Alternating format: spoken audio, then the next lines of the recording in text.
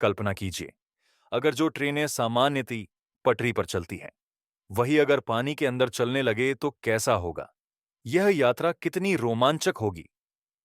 जी हां, आप समुद्र के अंदर चलने वाली ट्रेन में बैठकर मुंबई से दुबई आसानी से जा सकते हैं और यह ट्रेन आपको फ्लाइट से भी जल्दी आपके गंतव्य तक पहुंचाएगी। इस वीडियो में हम इसी ट्रेन के बारे में विस्तार से चर्चा करेंगे। यह कैसी होगी, इसकी गति कितनी होगी, यह समुद्र के अंदर कैसे चलेगी और इसके क्या फायदे होंगे, ये सब जानेंगे। तो इस वीडियो को अंत तक देखिए। इस प्रोजेक्ट के बारे में बात करने से पहले यह जानना जरूरी है कि इसकी शुरुआत किसने की। Ultra high speed under water railway बनाने का विचार सबसे पहले यूएई द्वारा प्रस्तुत किया गया था। इस बात की जानकारी 2017 में अब्बू धाबी में हुई इंडिया यूएई कॉन्क्लेव में मिली थी। यू अब हम इस अंडर वाटर ट्रेन के बारे में थोड़ी और जानकारी लेते हैं। मुंबई से दुबई तक चलने वाली यह ट्रेन एक बुलेट ट्रेन होगी, जिसे मुंबई से दुबई तक 2000 किलोमीटर की दूरी तय करनी होगी। अब आप सोच रहे होंगे कि इतनी लंबी दूरी तय करने में समय ज्यादा लगेगा, लेकिन आपको यह जानकर हैरानी होगी कि आप यह 2000 किलोमीटर की यात्रा सिर्फ 2 घंटे में पूरी कर सकते हैं, यानी फ्लाइट से भी जल्दी। आप शायद चौंक रहे होंगे, लेकिन ऐसा सच में संभव है क्योंकि यह ट्रेन बुलेट ट्रेन जैसी होगी। सामान्यतः हम राजधानी एक्सप्रेस और दुरंतो जैसी हाई स्पीड ट्रेनों से यात्रा करते हैं, जिनकी गति 30 से 135 किलोमीटर प्रति घंटे के बीच होती है। लेकिन इस बुलेट ट्रेन की स्पीड 600 से 1000 किलोमीटर प्रति घंटे तक हो सकती है। यह हाई स्पीड ट्रेन है, तो इसकी तकनीक में कुछ खास बात तो होगी। इस ट्रेन के तकनीकी पहलुओं को समझना थोड़ा मुश्किल हो सकता है, क्योंकि इसे पूरी तरह से समझने के लिए इंजीनियरों की मदद की आवश्यकता है। हम तो इसके ढांचे को ही समझ सकते हैं। इस ट्रेन के लिए समुद्र के अंदर फ्लोटिंग टनल बनाए जाएंगे, जिनमें 2 घुमावदार कर्व्स होंगे, जो समुद्र की गहराई में स्थित होंगे।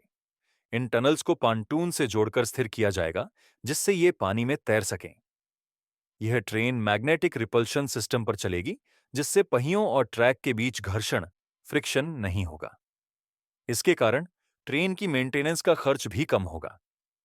सुरंग के अंदर वैक्यूम की स्थिति बनाने से भी ट्रेन की स्पीड तेज हो सकेगी, क्योंकि इससे एयर रेजिस्टेंस कम हो जाएगा। लेकिन जितना आसान यह सोचने में लगता है, समुद्र के अंदर ट्रेन चलाना उतना आसान नहीं है। समुद्र की लहरें और तूफान इसमें रुकावट डाल सकते हैं। इन समस्याओं से बचने के लिए टनल्स को समुद्र की गहराई में रखा जाएगा। फिर भी समुद्र में सुनामी जैसे प्राकृतिक आपदाओं का खतरा हमेशा बना रहता है। अगर किसी प्रकार का कोई हादसा हो जाए, तो विशेषज्ञों का कहना है कि भारत और यूएई दोनों अपने चेक पॉइंट्स बना सकते हैं, ताकि किसी भी घटना के समय जल्दी से मदद पहुंचाई जा सके। एक और समाधान यह है कि शुरू में इन समुद्री सुरंगों का उपयोग केवल मालवाहन के लिए किया जाए, और कुछ वर्षों बाद अगर यह सिस्टम बिना किसी समस्या के चलता है, तो इसे यात्री परिवहन के लिए भी खोल दिया जाएगा। अब अगर इस बुलेट ट्रेन के निर्माण में इतने जोखिम हैं, तो इसके फायदे भी बहुत हैं।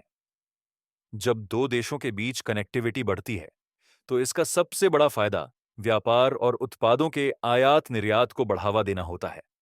इसी तरह इस प्रोजेक्ट का भी मुख्य उद्देश्य व्यापारिक संबंधों को बढ़ाना है। उदाहरण के तौर पर, दुबई से भारत तक तेल और पेट्रोल आसानी से पाइपलाइन के जरिए पहुंचाया जा सकेगा, जिससे भारत में पेट्रोल की बढ़ती कीमतों पर कुछ असर पड़ेगा। इसके बदले में भारत दुबई को नर्मदा नदी का पानी भेजेगा, क्योंकि दुबई में पीने योग्य मीठा पानी का संकट है। भारत में हर साल नर्मदा नदी में बाढ़ आती है, और इस अतिरिक्त पानी को पाइपलाइन के जरिए दुबई भेजा जाएगा।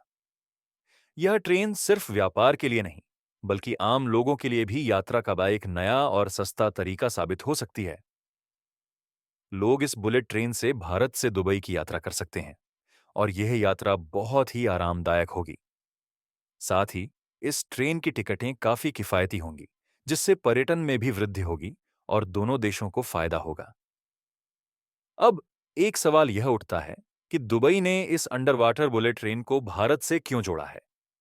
दरअसल दुबई दुनिया भर के लोगों के लिए एक प्रमुख पर्यटन स्थल है, लेकिन भारत से दुबई आने जाने वाले यात्रियों की संख्या बहुत अधिक है, और यह संख्या मलेशिया, सिंगापुर और अन्य देशों की तुलना में ज्यादा है। इसी कारण दुबई ने भारत के साथ यह प्रोजेक्ट साइन किया है ताकि भारत से दुबई जाने वाले यात्रियों को सुविधा हो सके। अंत में आपको बता दूं कि पानी के अंदर चलने वाली ट्रेन कोई नई बात नहीं है। दुनिया में पहले भी ऐसी ट्रेनें चल चुकी हैं। उदाहरण के तौर पर यूरो टनल, जो लंदन और पेरिस को जोड़ती है, एक अंडर वाटर रेल मार्ग है। यह सुरंग 1994 में शुरू हुई थी और इस रास्ते पर हर दिन हाई स्पीड ट्रेनें चलती हैं। इसके अलावा तुर्की में बिल सिटी में एक और समुद्र के नीचे स्थित सुरंग है, जिसे यूरेशिया टनल कहा जाता है, जो 2016 में जनता के लिए खोला गया था। ऑस्ट्रेलिया, अमेरिका, इजराइल और यूके भी इस प्रकार की रेलवे प्रणाली बनाने की दिशा में काम कर रहे हैं।